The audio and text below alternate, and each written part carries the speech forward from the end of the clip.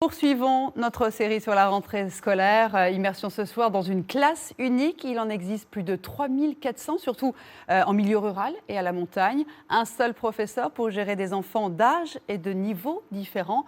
Cela nécessite forcément une bonne organisation et une bonne capacité d'adaptation. Voyez ce reportage de Marianne Buisson et Olivier Palomino, réalisé à Haute-Cour, c'est en Savoie. Une bouffée d'air pur avant de partir à l'école. Non, désolée, mais non. Tu vas voir maman. Camille, 9 ans, est une petite montagnarde. C'est sa maman qui la conduit chaque matin jusqu'au village d'Haute-Cour. 800 mètres d'altitude, 317 habitants et une classe unique. Là, c'est une petite classe, c'est comme une famille finalement.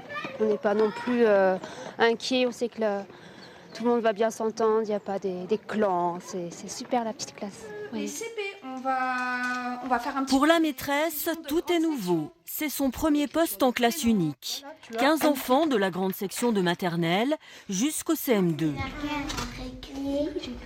Alexis. Pendant que les CP apprennent à écrire, pour les plus grands, exercice de maths.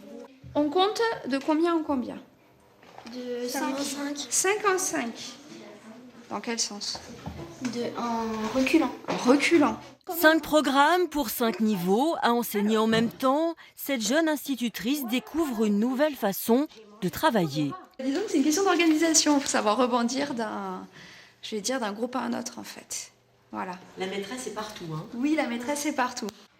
Les matins, une assistante prend le relais avec les plus jeunes. Attention à bien faire la croix. Cette année en maternelle, seulement 2 élèves. Je sais pas. C'est une chance pour eux, oui, bien sûr.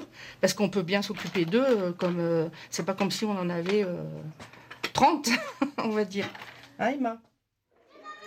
À l'heure de la récréation, vue imprenable sur les Alpes. Mais surtout, le bonheur de jouer avec les copains. Dans une petite école, il n'y a pas beaucoup de monde. Que dans une grande école, il y en a beaucoup de monde. Et là, tu connais tous les copains. Presque. La fiche de présentation. Retour en classe. Plus qu'ailleurs, les enfants apprennent ici l'autonomie. Une fois le travail terminé, les CM2 donnent un coup de main aux petits. Ensuite, tu marques 3, ensuite 4, ensuite 5, d'accord? Vas-y.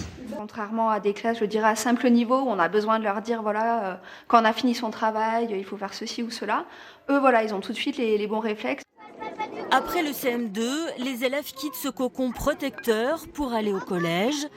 Un grand saut dans le monde des grands, à Moutier, dans la vallée.